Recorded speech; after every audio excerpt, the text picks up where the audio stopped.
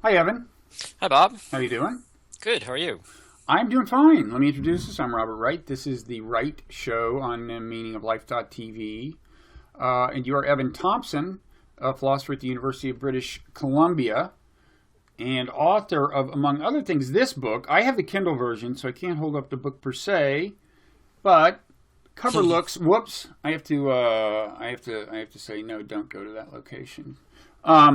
So looks kind of like that through a cracked smartphone screen.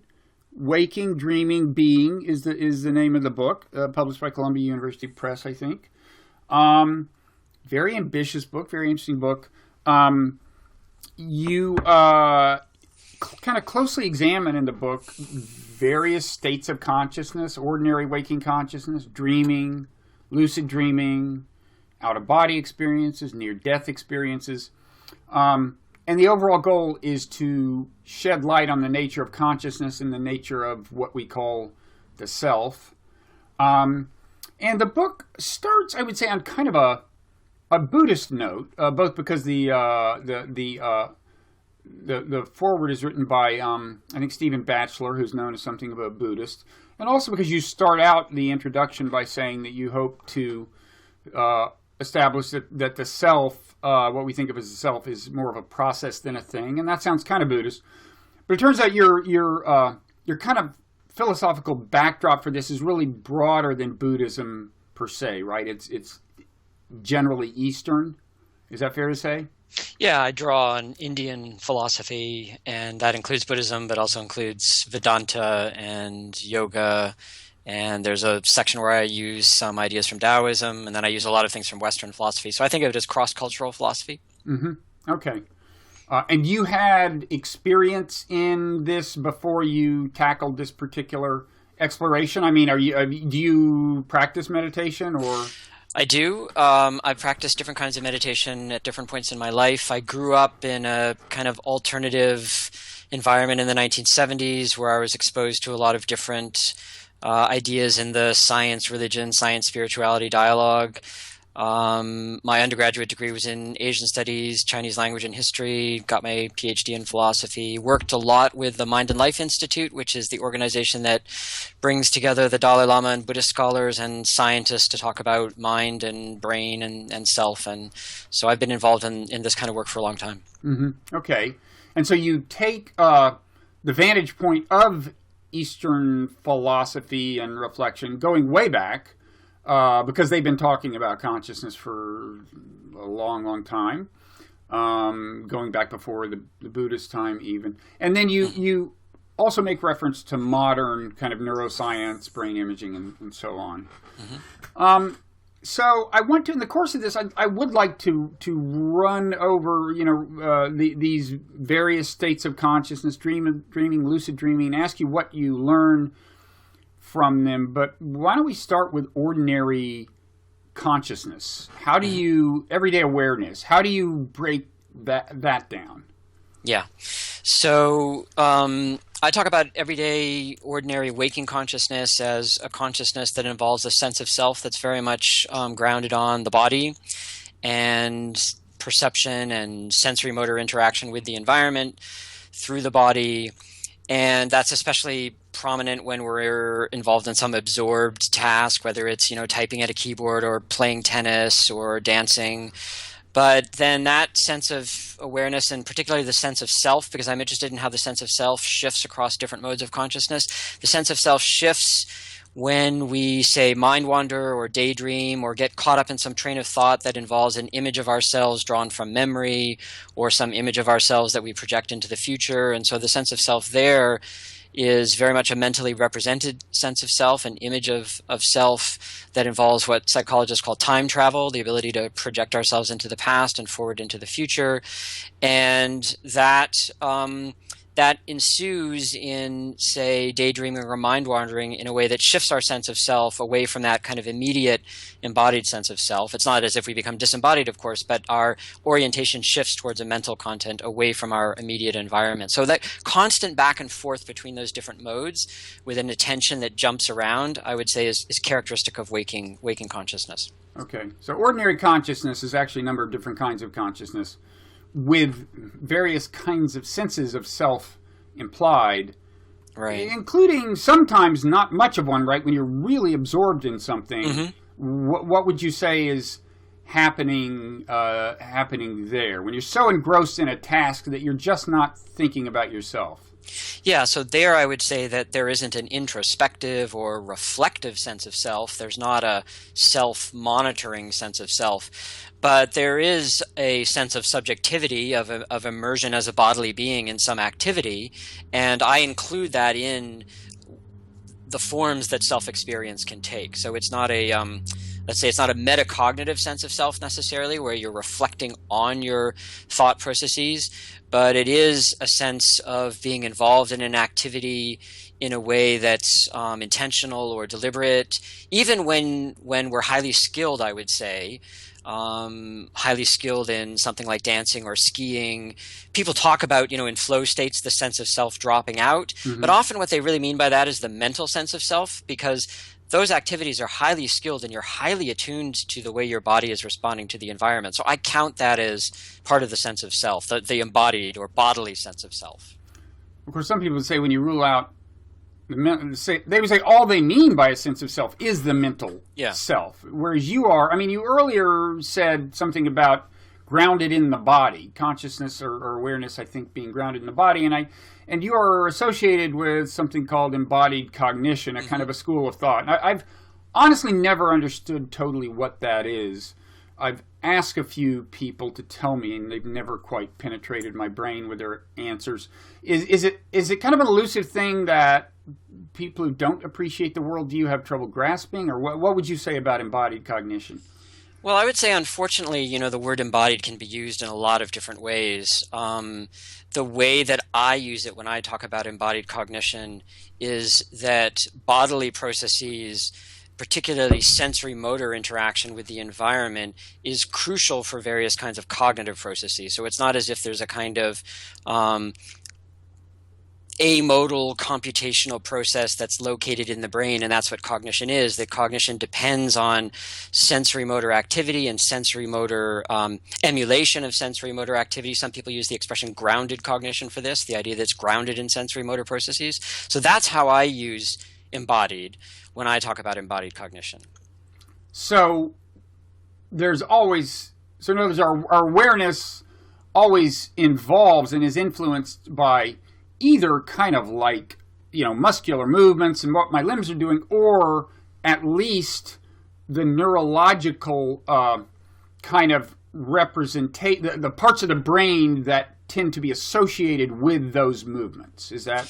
That's right. So in perception, the idea, say in visual perception, would be that that eye movements and head movements and whole body movements are actually part of the perceptual process, and that, for example, there's evidence showing that how you discriminate depth for an optic flow stimulus differs depending on whether you're moving in relation to the stimulus actively or whether you're being passively moved in the same way in relationship to it. That active versus passive movement of the body affects the content of your perception. And then in the case of, say, something like mental imagery or simulation, visualization processes, you reenact those kinds of sensory motor processes in an emulatory way, and that depends on the body and its sensory motor capacity. So all that is included in what I mean by embodiment. Okay, so a fair amount of that shouldn't be all that controversial. I don't think that it's a recognized movement in cognitive science, and cognitive science has a lot of different viewpoints, but it was controversial maybe 25 years ago, but I'd say it's much less controversial today. Okay. So let's talk about now, let's start talking about more, you might say, exotic forms of consciousness, starting with one that's not that exotic because we've all experienced it, but dreaming. Mm-hmm. What do you make of dreaming? I don't mean in the Freudian sense, but more in the, kind of metaphysical sense. Well, the reason I'm interested in dreaming, and I distinguish under the heading of dreaming between the experience of falling asleep, what psychologists call hypnagogic imagery or the hypnagogic state, which is the state leading into sleep, versus dreaming in a more full-blown sense. What interests me about those states is that the sense of self in them shifts in certain interesting ways. So in the hypnagogic state, there's more of a kind of spectator watching sense of awareness where you're kind of absorbed in the image and held to it. Sometimes you can, intentionally move it and it's highly suggestible, but you don't have that feeling really of being fully immersed in a world that is the case when you wake up and report a dream.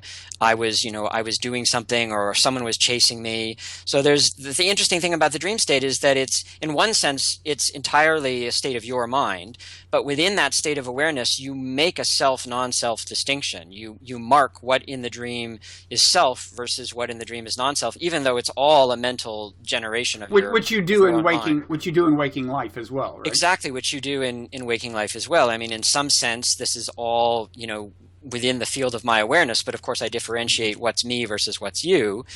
And in the dream state, that is also happening, but the dream state is an auto-generated state. I think of it as a state of spontaneous imagination occurring during sleep that has a self-experience structure to it, a self-other structure. Yeah, now why do you say that it should be considered imagination, not delusion? I mean, isn't it delusion if you think it's real? I mean, when I imagine something in during the day, I'm usually not under the impression that it's real. But in a dream, you typically are, unless it's lucid dreaming. Right. So, strictly speaking, I think that dreaming is really sui generis, and there are aspects of it that are like imagination and aspects of it that are like hallucination. I think that it flattens out the unique characteristics of the experience to say it's just delusional hallucination during sleep, because I think that misses the way that the imagery in dreaming resembles in some ways waking imagination. Because if you think about the dream, where your attention is in the dream determines what the content of the dream is. In exactly the way when you try to visualize something, if you try to visualize the Eiffel Tower, well, the image is there before your mind only as long as your attention is placed there. And if you shift your attention to something else, then you're no longer imaging the Eiffel Tower. And that seems to me very similar to the way dreams work, that dreams kind of jump with your attention from image to image, and you cognitively frame them in a narrative way, especially when you tell the dream from the waking state perspective. And that seems to be more like imagination than like perception. So that's why I emphasize the imaginative aspects of the dream state. Yeah, I mean, often it seems to me like that my dreams, at least, which are maybe more incoherent than the average person's, but they seem so kind of incoherent that what seems to be going on is like each kind of episode of the dream is almost being independently generated by my brain, and then part of me is weaving it into a story. Right. But there's not a very natural and organic connection among the things you could call episodes. Yeah, I think that's actually very interesting to think about phenomenologically and also culturally, because we have certain practices that vary across cultures in terms of how we think about our dreams and their meaning and how we narrate them from the perspective of the waking state.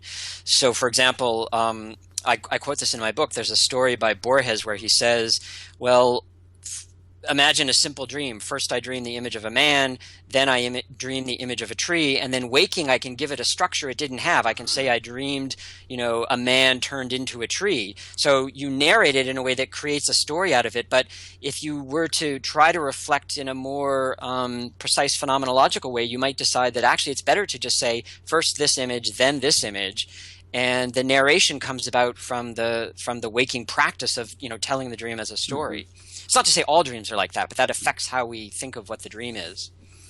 Right. And of course, our minds construct stories in waking consciousness, right, too. I mean, we construct theories about why things happen. We put together diverse data and say, okay, here's the overall thing that connects them. And in various other ways, we weave stories. So what's this term hypnagogic? Is that it for? Yeah. So hypnagogic is just from the Greek meaning leading into sleep. And it's the term that's used to refer to sleep onset experiences. So as you're falling asleep, you might see bizarre images or hear funny sounds, and you're not quite sure whether they're, in your head or whether they're in the room, or you have thoughts that seem meaningful, but you can't quite, fathom the meaning. If you were to wake up, you sort of lose hold of what the meaning is. So this is very typical of sleep onset. It's less common to talk about it in our culture, I think, because, we lead very busy, stressed lives and we crash as we go to sleep. And so you just kind of fall through that state very quickly. But if you read Proust, for example, there's long, very detailed passages about these hypnagogic reveries that happen in falling asleep. Or Nabokov has some wonderful descriptions as well. So it's a different kind of state in that physiologically it's at the onset of sleep, the wake to sleep transition. And the phenomenological characteristics are different from dreaming, which involves this sense of immersion, of being in a dreamscape or being in a dream world, whereas the hypnagogic experience is more spectatorial. It's as if you're kind of watching a screen.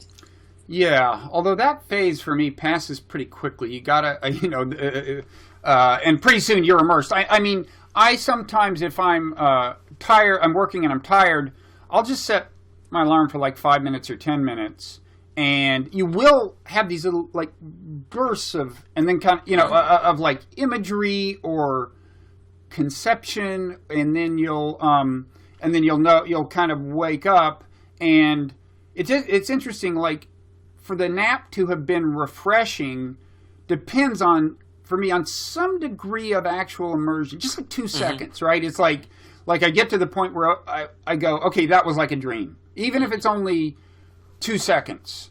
It seems like in the past there have been times when I could actually witness things I was thinking about consciously morphing into, like being transformed into imagery or something, but that has not happened much lately. I maybe the older you get, the less agile you are in that way. But does this sound like standard?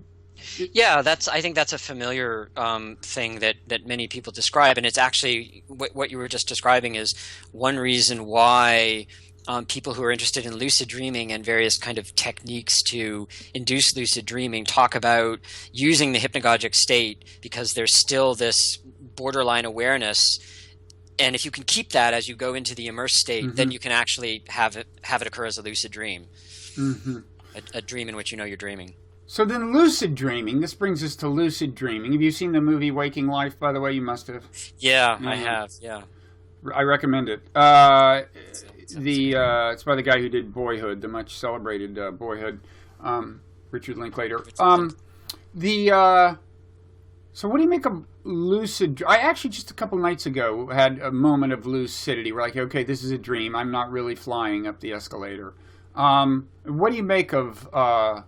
And there's variations, right? I mean, you can be aware but not in control, and you can be aware and saying, "Oh, I want this to happen now," and it happens, right? Right. Yeah. So for me, the minimal feature of lucid dreaming is really being able to shift your attention to the state as dream-like. And that doesn't necessarily mean you can control the dream. And typically, even when you can control the dream, it's only within certain limits.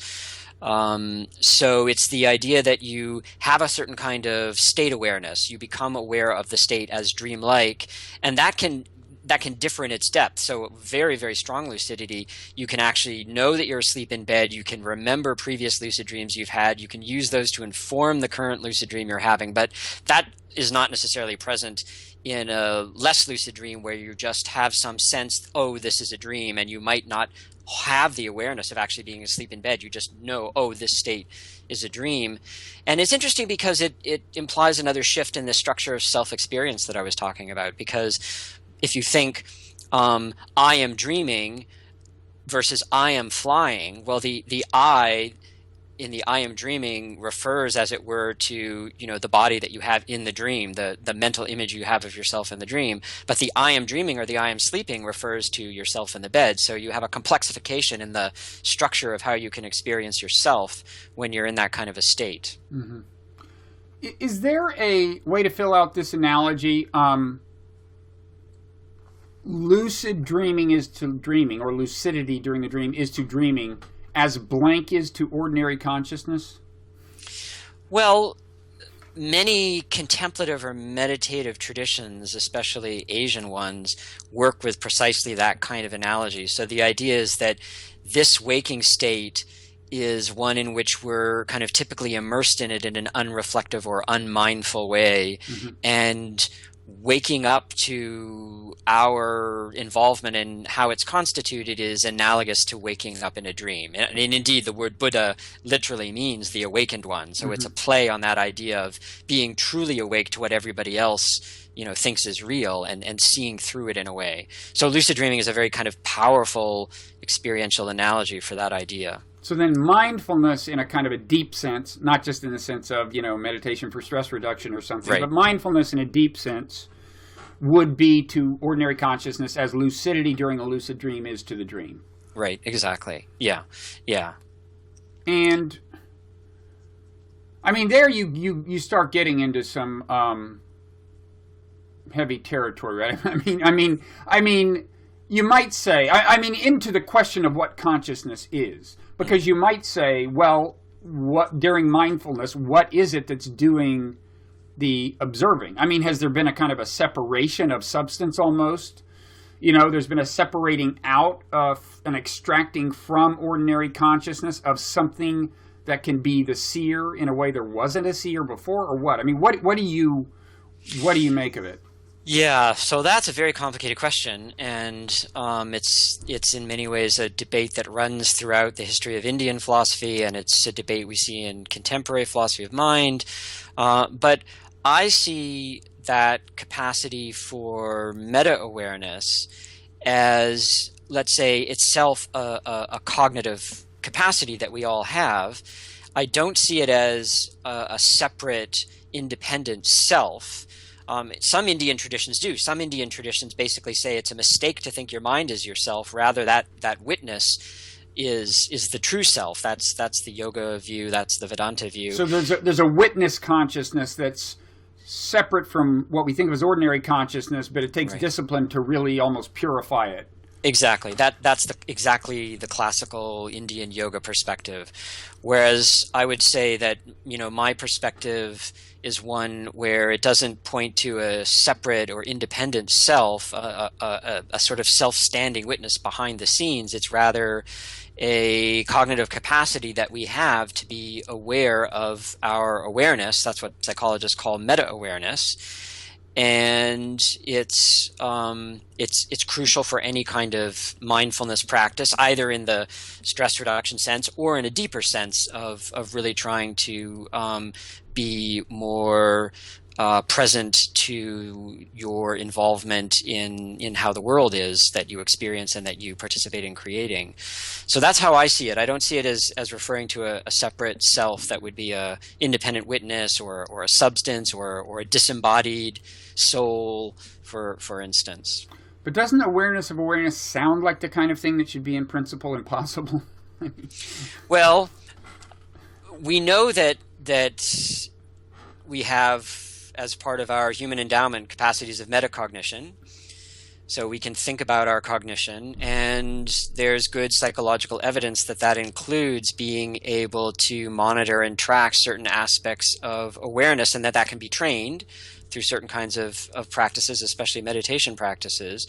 So there is a question that philosophers debate about, well, is awareness in its very nature got a kind of reflexivity to it, so that awareness is in some very basic sense always a kind of self-awareness. That's the so-called reflexivity view of consciousness, for which I have a great deal of sympathy.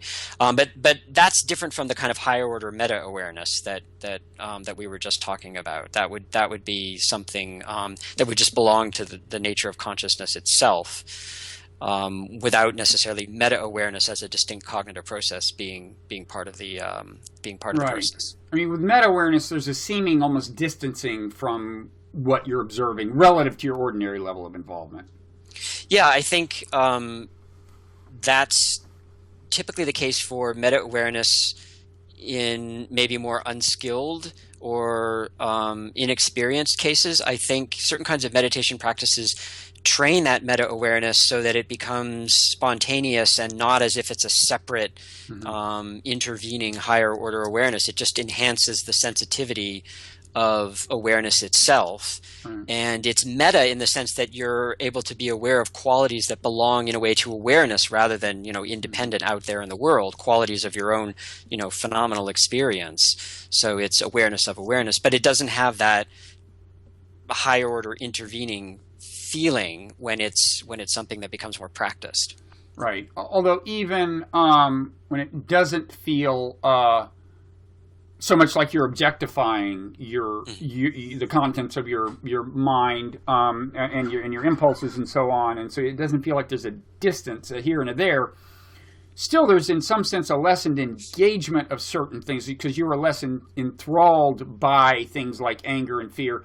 Right. You might witness, but they don't grab you. So there isn't that kind of proximity. Yes. So in that sense of proximity, what some scientists or psychologists would call a kind of experiential fusion, where you're sort of fused to your experience or stuck to it, that is lessened through that kind of meta-awareness practice, because something that involves, an experience of anger you're not going to be stuck to it and attached to it in the same way. You're going to be able to notice, that's anger, and you can have a way of dropping it, as it were, or being less stuck to it. So that's, psychologists call that decentering or de-reification of experience, or reducing experiential fusion. There's all these different words that psychologists use for that, but that would be what you'd be talking about. But you're saying that doesn't necessarily mean you feel there's like a great distance between you and it. It's a different kind of disengagement. Right, exactly. Yeah. Okay, so then dreaming, lucid dreaming, so on, and then finally, as you note in the book, there's in Indian tradition, in Indian philosophy, there is this claim that some have made that even when you're not dreaming and you're asleep, there is some level of awareness of that.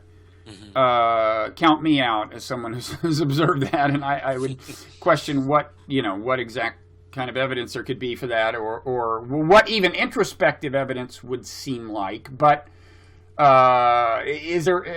Has science told us anything about that, or the plausibility of that, or not really, as far as I know. I think what I call the default neuroscience way of talking about consciousness is to say consciousness is that which disappears in dreamless sleep and reappears in waking and dreaming, and I think that's a very problematic description, because it's true that our ability to hold certain things in memory and select things attentionally, that certainly breaks down in dreamless sleep. We know that behaviorally, we know that neurophysiologically, but whether that means that consciousness in any sense, what philosophers would talk about under the heading of phenomenal consciousness, mm-hmm. the sense of consciousness is felt awareness, whether that's completely gone in dreamless sleep, I don't think we really know that. So the idea that there may be phases or modes of dreamless sleep in which there's a kind of subtle felt awareness seems to me very much an open question.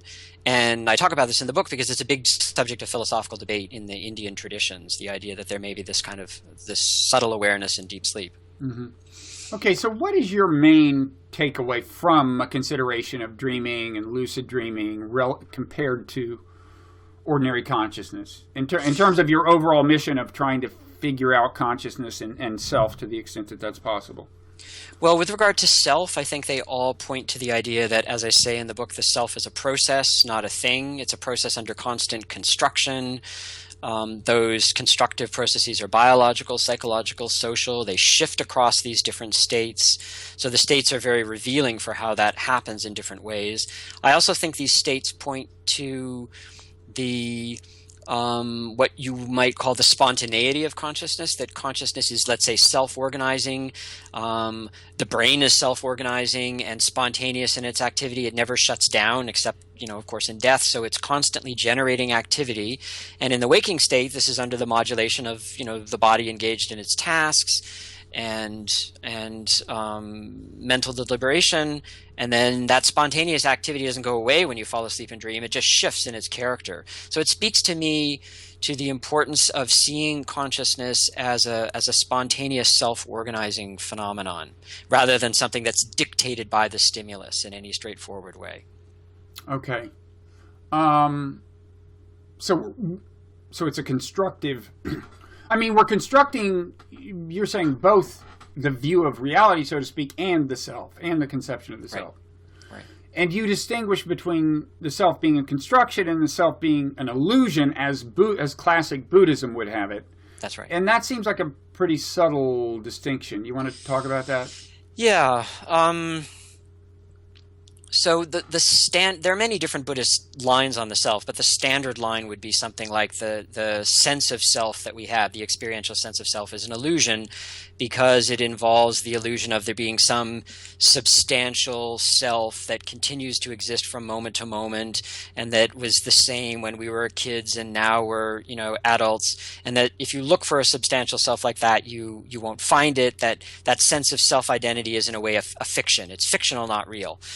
And my view is different in that I think that these processes that I was just talking about, these constructive processes, make a self-construct, and that self-construct has a lot of functional value for us. For example, autobiographical memory is crucial to, knowing you have a personal history and come from a family and you're part of a tradition.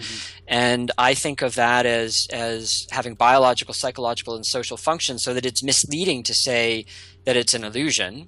I think it's a construction, and constructions can be real. Not all constructions are fictitious. I mean, if you build a building, it's a real building, right? So I think the self is like that. It's a real construct. I also think that from what religious scholars would call a soteriological perspective, that is, Buddhism is soteriologically about overcoming that self-illusion. Soteriology referring to salvation? Right, to the idea of liberation or salvation, spiritual liberation. In a Christian context, that would mean you accept Christ as your Savior, you're assured of an afterlife. In Buddhism and Hinduism, it means something else. More like, as you say, liberation, release from something. Exactly, right. So for Buddhists, it would be liberation from ignorance and suffering.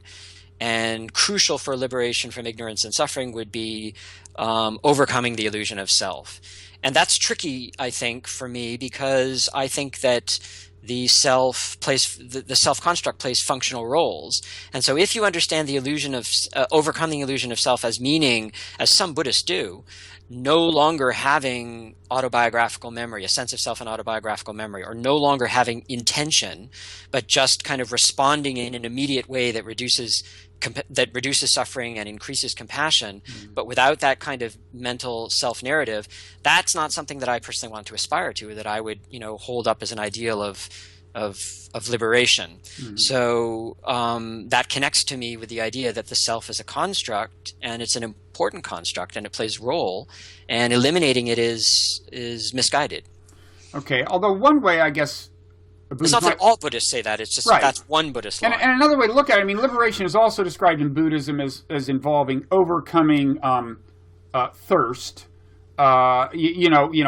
craving and aversion, right? Craving for things and aversion to things. And when you think about it, it's craving and aversion. This is not a thought that's original to me, but craving and aversion. In fact, I got this from someone named Miri al-Bahari, who wrote a book called Analytical Buddhism. It's very interesting.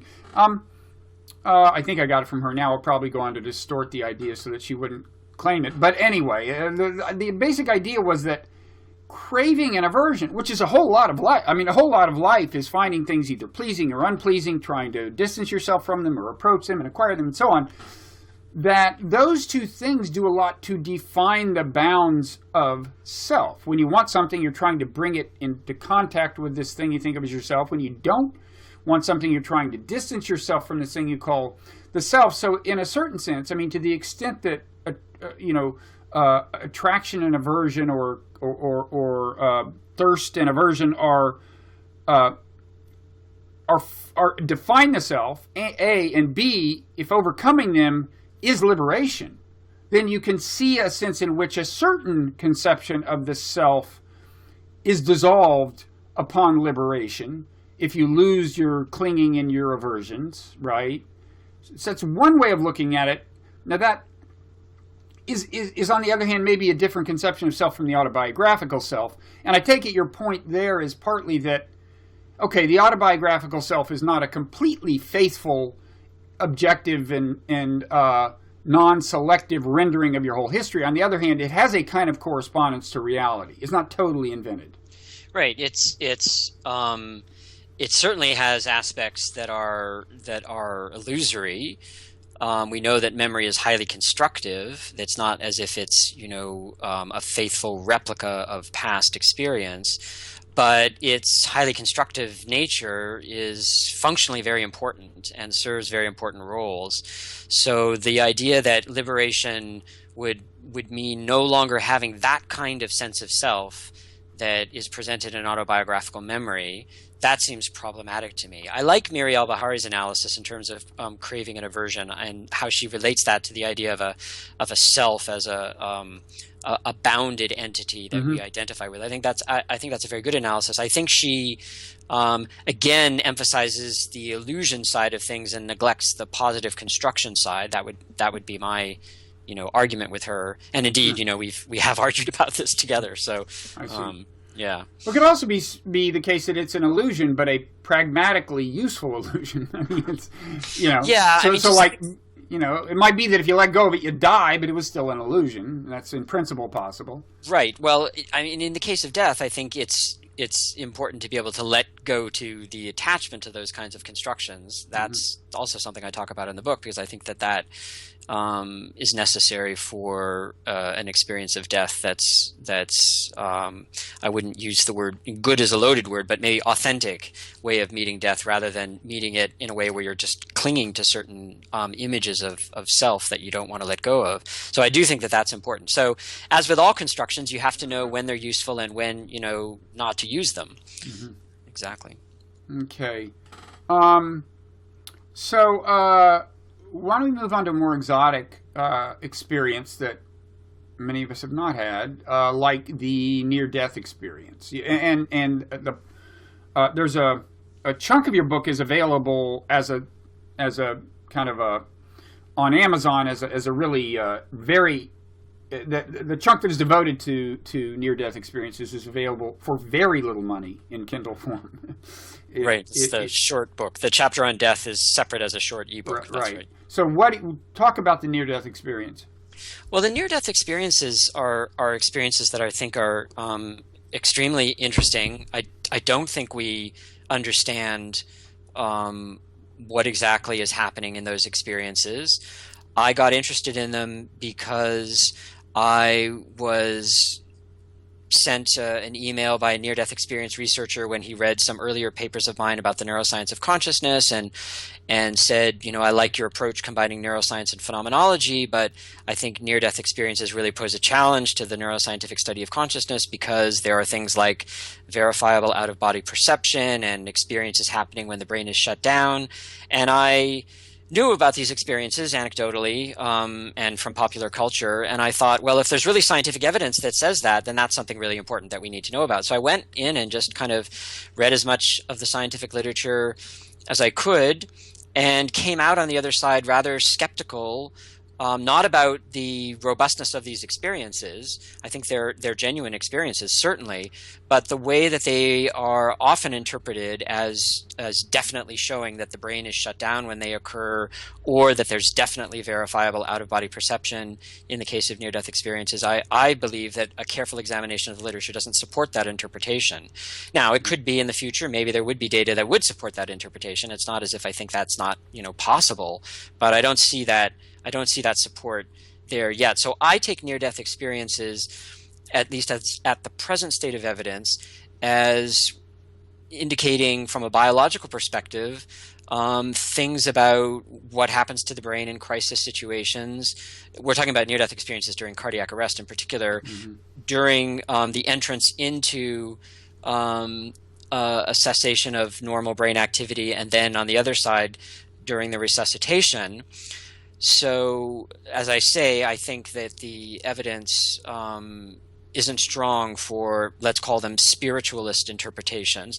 At the same time, I think that materialist interpretations don't work either, because we don't have a materialist neuroscientific explanation of consciousness. This is the great mystery, that consciousness isn't understandable in neuroscience terms, and may never be, and that might be the entirely wrong way of thinking about it. So these are experiences that are extremely provocative in that way, because they point to the limits of our knowledge. I think also the one other thing I would say, and I try to emphasize this in the book, is that the experiences need to be studied for what they might tell us about what it's like to die under certain conditions, and that the phenomenological perspective is extremely important. And that's something our culture shies Phenomenological away meaning from. your experience is viewed from inside, the first person Exactly. subjective report of what it's like to be you. Exactly, right. We have an amazingly technical and increasingly sophisticated biomedical knowledge of what happens to an organism as it starts to break down in the dying process, but it's not complemented at all by an equally sophisticated perspective on the first person experience of what it is to die. Of course, hospice workers, have a pragmatic knowledge of this because they work with this every day, palliative care physicians, but we don't really have, despite their know-how, we don't really have in our culture a body of knowledge that we can point people to about, something that we're all going to face. And I think the near-death experiences bring this out in a very, very vivid way, because the ones that happen under cardiac arrest happen because we have ways of resuscitating people that we didn't, Right. used to have. So they can recount what it was like before the Exactly. resuscitation really kicked in. It seems like I recall somebody saying they actually did a study, because every once in a while somebody who's resuscitated says, I was floating above my body and saw my body. Didn't somebody actually put, like on the top of bookshelves or something you would be able to see if you were really up where the ceiling is, and none of these people could ever tell you what it was?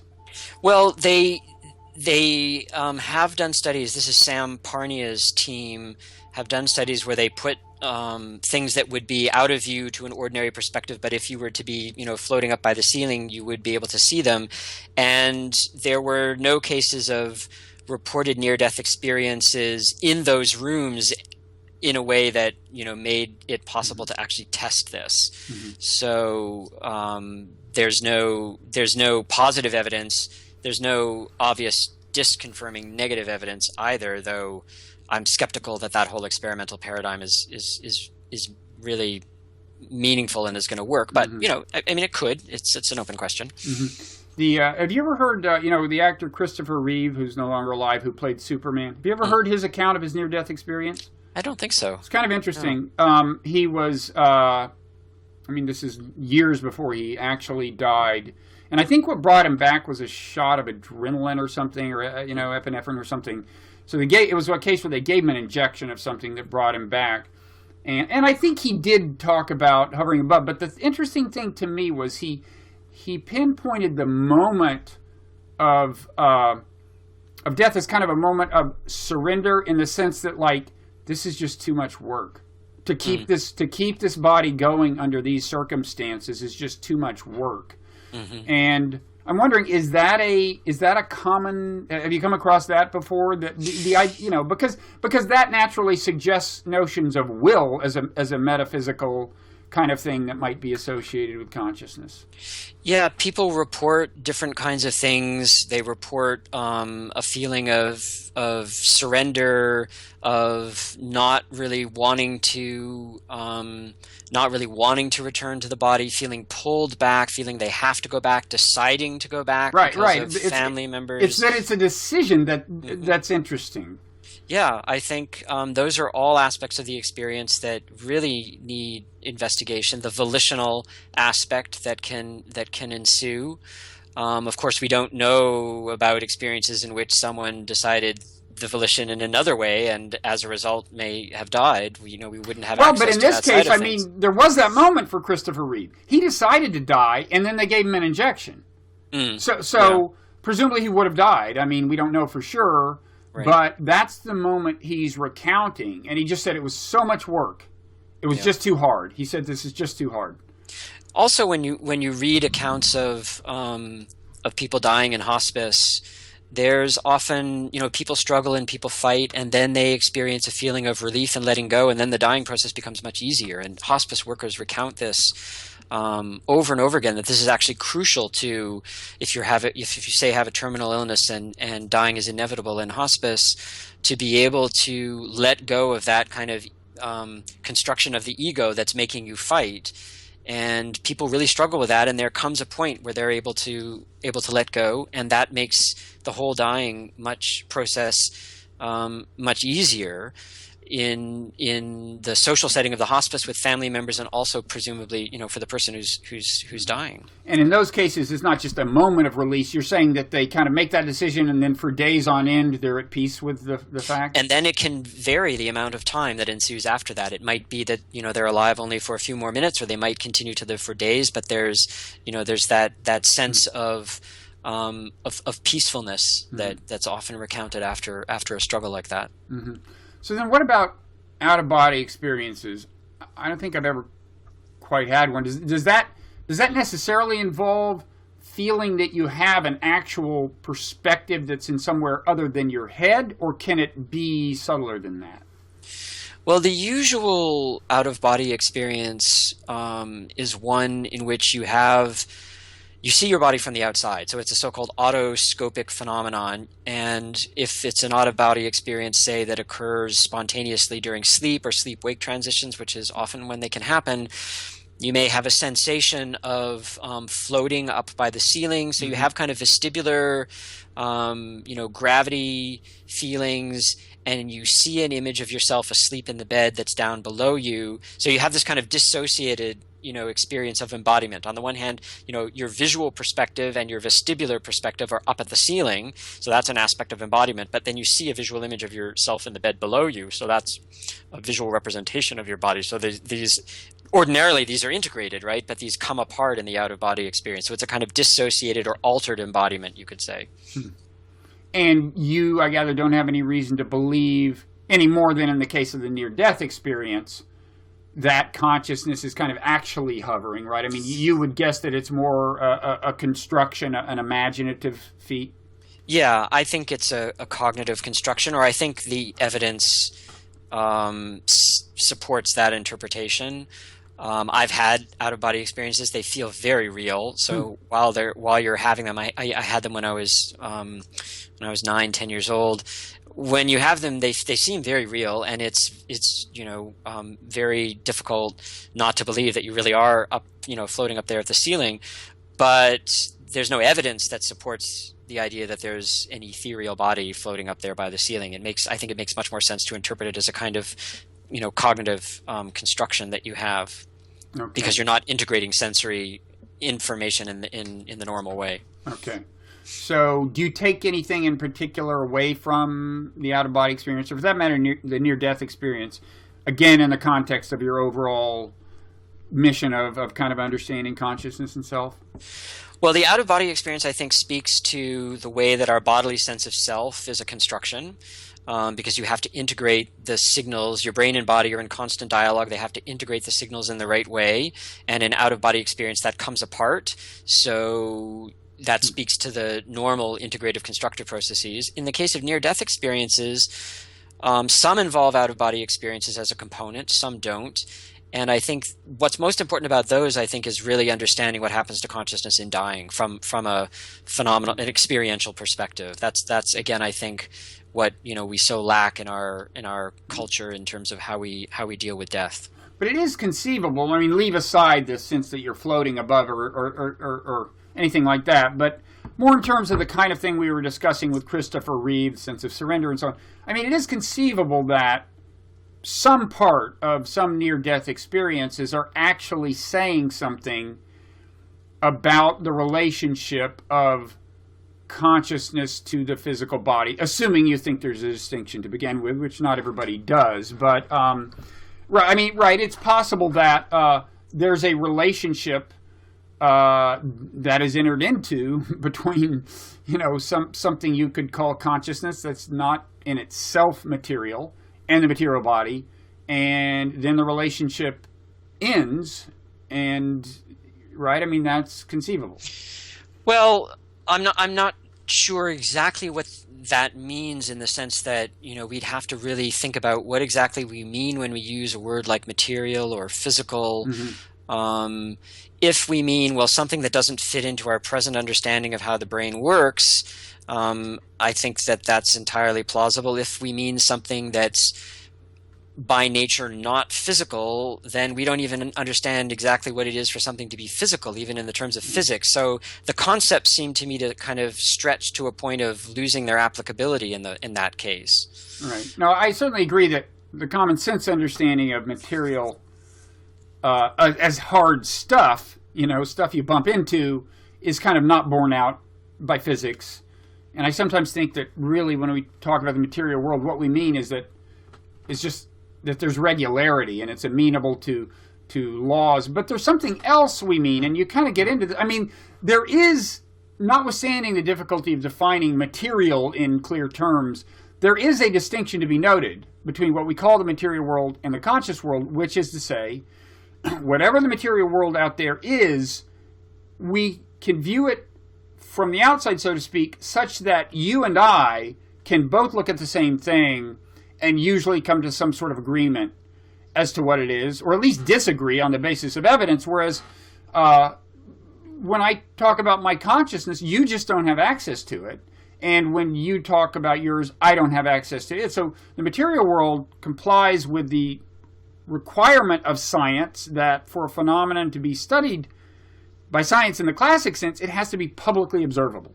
More than one scientist can look at it, because that way more than one can do the experiment and they can compare the results. But so there is a distinction that you can posit, and that I think you make, as I understand it, even without having a complete understanding of what either the material world or the conscious world is. Yeah, certainly we can make an epistemological, phenomenological distinction between the ways that I have, access to the book on my shelves versus the ways that I have access to your experience, say. I mean, I know about your experience empathetically through our, shared experience of being humans and communicating in language and our understanding of gesture and facial expression and all those things. So it's, empathy is the mode of second person understanding, and science, when it's, sort of quantitative physical science, doesn't use empathy. Social science can use it, but certainly, physics doesn't use it. So that's of course, those are differences in method and in how we know things. What those signify in terms of the difference in the ontology or the being of consciousness, however, is not so straightforward. So it doesn't follow from those differences that consciousness is non-physical, whatever that exactly means. Right. So that's more right. Now there would be a question, however, so maybe this would be another way of coming at the point at issue. There would still be a question about whether, leaving out terms like physical and non-physical and what they could possibly mean, whether there are aspects of consciousness that are contingent on the brain or aspects that transcend the brain. And I think that's an open question. I don't think we can just say that we know the answer to that question. I don't think evidentially we're in a position to have good reason to think that consciousness does transcend the brain and the body. But that doesn't mean that it doesn't. There's lots of things we don't understand, and we don't have an explanation of consciousness in terms of the brain. So that's the problem. In a way, the view that seems to me is actually presumed in the behavioral sciences, although not many behavioral scientists think about this. But the view that's presumed is that subjective experience, consciousness, is entirely contingent on the physical.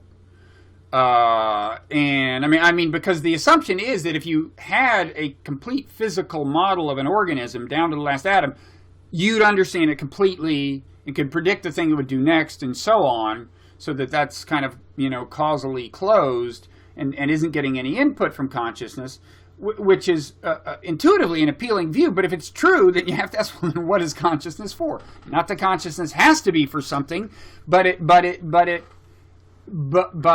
it raises a question of why it would be here. And in any event, even in that view, these are different kinds of things. So even this so-called epiphenomenal view of consciousness doesn't claim that consciousness is just the physical. It just says it's completely dependent on the physical, but leaves open the idea that it's still somehow different. Yeah, I would say my view is that the terms of the problem, the terms with which we discuss the problem, basically make it insoluble. So, I mean, to put it another way, I think that there would really need to be a deep revolution in our understanding of what it is for something to be physical, or what it is for something to be natural, in order for us to understand consciousness, because in those terms, because we've constructed our whole understanding of the natural world by methodologically removing consciousness from it. That's what modern science did. And, it pops back in some peculiar ways in quantum physics where, we have to take account of the measurement, but that's not really consciousness.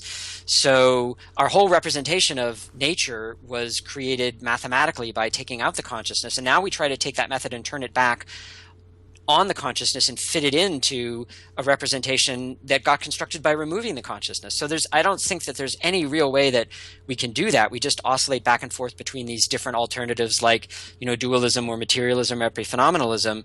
And we would really need to, I think, have a kind of revolution in the concepts that we use, like the concept of what it is to be physical or the concept of what it is to be natural, where those concepts wouldn't by design exclude the mental or exclude consciousness. And science is not there at the moment. Maybe it will be at some point in the future, but that's not where it is now. And moreover, the other thing I would add is that from my perspective, all of science takes place against the precondition of conscious experience. All of science depends on observation and measurement and intersubjective agreement and communities of investigators, and that's all contingent on consciousness. Well, it isn't. It isn't. I mean, you can imagine a robot that has no consciousness, but, it observes the experimental results. It types them out. Another robot observes what's typed and is capable of, without consciousness, doing the algorithm that determines whether these data comply or line up with its data. In principle, you can describe every part of human functioning without reference to consciousness, except the part where we talk about our subjective states. Even that, some people think you could, but anyway, you take my point, kind of. I take your point, but I don't agree with it, because I don't think in that scenario there's any meaning present. I think the kind of meaning that we're talking about when we talk about the meaning of a scientific statement or an equation or a model requires consciousness. So that scenario doesn't give me science. It gives me, I'm not sure what it gives me, actually.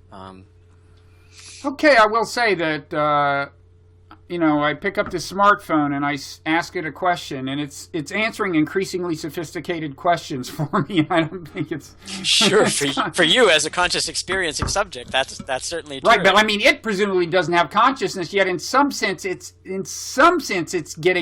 taking in my meaning correctly and generating meaningful results. It's an interlocutor in some sense. It's an interlocutor in the context of a culture, if a context of cultural practices in which consciousness is present, but in and of itself, I don't think that it is. Mm-hmm. So, okay, let's see. Seems like there was something else. Well, when I asked, isn't it possible that the near-death experience is the ending, or almost, the ending of the relationship between consciousness and the being, which is no longer going to be in a condition that could sustain the consciousness or something. One thing I had in mind, I know you take seriously, that's, a big part of the point of your book is that we should take seriously a variety of kinds of data, including those resulting, the phenomenology that, the first person accounts of contemplatives, right? Like maybe they're seeing something more clearly than we see it. And one thing, in talking to people who have said they've really let go of the concept of self, one thing more than one of them has said to me is that, in just trying to describe what it's like, is, I say, well, wait, you're still seeing the world from inside your head, right? And they'll say, yeah, but, and one thing more than one has said is, it's as if consciousness is a property of the universe, like there's a field of consciousness, and my head is just one point of access to it. So, if you take these things seriously, then that's one way of conceiving it. And in that case, it's like your head can be a point of access to it so long as your brain is functioning. And if your body's no longer functioning, then it's like you do a little goodbye ritual to the field of consciousness or something, Yeah. So that's what I had in mind. Yeah, and that's very much like things that William James says, for example, the idea that, it's not a producer, it's a receiver or a transmitter, and it needs to be functioning in the right way to be connected to, I think that's entirely possible. There's no way I would want to try to argue that out on any kind of a priori grounds. I think from many contemplative perspectives, those descriptions are quite, let's say, robust. That makes a great deal of sense to describe it that way from a contemplative perspective. At the same time, I think those descriptions can't just be taken at face value. They're embedded in conceptual systems, and they involve interpretation, and different conceptual systems describe them in different ways. In Hinduism, that's because there's one universal Atman that is the self, and Buddhists say no, there's no universal Atman that is the self. So trying to navigate the complex terrain of psychology, of culture, of interpretation with regard to those reports is tricky, but I do think they should be taken very seriously, that we shouldn't just discount them. Mm-hmm. A related idea that kind of appeals to me sometimes is the idea that there is such thing as pure awareness in some sense, whether you want to conceive of it as a field that transcends everyone or whatever you want to think. There is such thing as pure awareness, and for some reason, like natural selection, the creation of these organisms that give birth to other organisms, I mean, given that natural selection involves self-interest, for some reason, it involves a kind of, you could almost say, a warping of pure awareness, like what a Buddhist, I think, might call a warping of pure awareness, because it involves greed and clinging and aversion and hatred, and that, and then as natural selection progresses, you finally get an organism that's capable of starting right to what contemplatives in our species may do, starting to kind of get back to a purer form of awareness, almost return it to its natural state or something. I mean, that's almost too mythological in a religious sense to be appealing to a philosopher, but you get what I mean? I think I do. I mean, I certainly understand from, let's say, a philosophical perspective that informs those contemplative worldviews, the idea that, awareness is not reducible to anything else, that there's a kind of awareness that isn't, that doesn't have to do with the cognitive workings of the mind, and that is, let's say, basal or basic in some way, and then it gets refracted, as it were, in different ways by different organisms depending on their cognitive complexity. I mean, I think that makes I have a lot of sympathy for that. I'm certainly find it an appealing perspective. Yeah. It's again tricky because these concepts of pure awareness are, functioning in these different traditions in different ways, and we have to kind of be sensitive to that in a way that, the perennialist view in the history of religion, this is the view that all religions are, are underlying, say the same thing, they're all one. I mean, I think that doesn't work. So I find what you just said attractive in certain ways, but I wouldn't want to take all the perennialism along with it that has historically been pretty tied up with that viewpoint, because I think it doesn't do justice to all the differences. Is that an established viewpoint, what I just said? I mean, is there somebody associated with it? Well, I think it's very much in keeping with phenomenological philosophy. So philosophers like Husserl, maybe certain philosophers in the German idealist tradition might be sympathetic to certain things like that. There are ways of interpreting panpsychism that can render it in that right. way. Panpsychism being the idea that everything in the universe, even inanimate things, even inorganic matter, has some increment of consciousness or sentience or subjective something. Right. Or another viewpoint would be what's sometimes called neutral monism. So this would be, take different forms and say Spinoza or William James, the idea that, well, the underlying reality is neither physical nor mental, but can, present in a physical way or in a mental way, depending on, how it's refracted, as it were. And so that it kind of transcends that distinction. So these are definitely views, throughout the history of philosophy that you see. Obviously, they take different forms, they're articulated in different ways, but they're all circling around that idea in one way or another, as I see it. Is panpsychism making a little bit of a comeback, or is that an illusion? I wouldn't say it's a majority view, but there are definitely people who are writing about it, and I think it's always going to be there as long as the problem of consciousness is there, because it's one road that you can take to deal with that problem. It's part of the current discussion, definitely. Yeah. Okay. Final question, and this is a somewhat obscure point, but there has been this belief in some contemplative traditions that consciousness is actually not a continuous thing, but actually it blinks on and off. It's discrete. It's like binary, digital. I've always and I've talked to people who said, serious people are known as serious meditators who said they had observed that. Now, I'd always thought, but wait, how could you observe it? I mean, it's consciousness. Consciousness is the observation. How could it be aware of the gaps between the phases of consciousness, right? So I have that question, but I think you think that in any event, I'm curious as to your answer to that question, but you think in any event there's at least some actual data from neuroscience that are consistent with the blinking view of consciousness? Yeah, there's data from perceptual neuroscience that indicates that what looks like a kind of continuous and seamless field of visual awareness is actually made up of pulses that are discontinuous and that have to do with ongoing brain rhythms and how they kind of parse or frame stimuli into meaningful units. And so under that description, the stream of consciousness isn't a stream in the sense of one continuous flow. It's a stream in the sense of a series of pulses. And there's increasing evidence in neuroscience that for certain aspects of visual perception and tactile auditory perception, also for memory and attention, that it works in that kind of discrete pulsing way.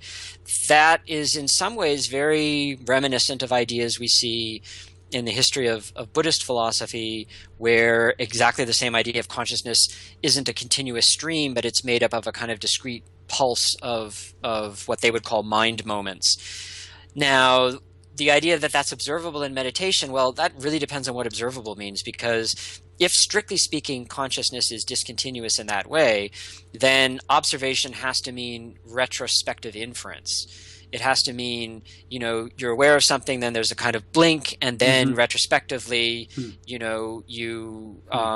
notice that there was a blink, or you infer that there was a blink. So, observation there.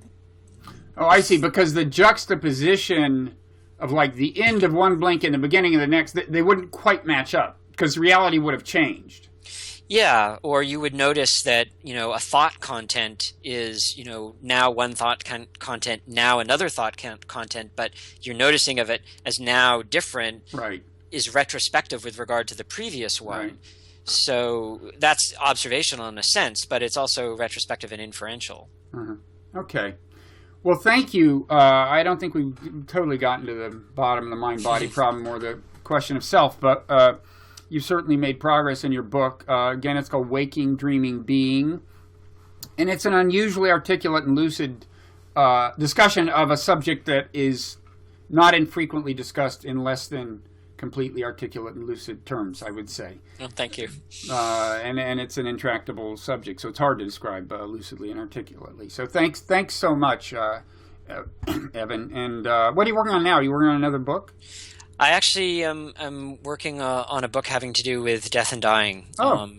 Trying to really amplify those ideas I was mentioning before of drawing on philosophical resources from ancient philosophy across India, Greece, and China with modern perspectives on death to present a richer philosophical perspective on dying. That sounds good. And meanwhile, people can buy your your very small book on near-death experiences via Kindle. So, well, when you get to the bottom of this death thing, then you'll have to come back and explain that to us too. All right. All right. Thanks a lot. Thanks very much. Okay. Bye-bye.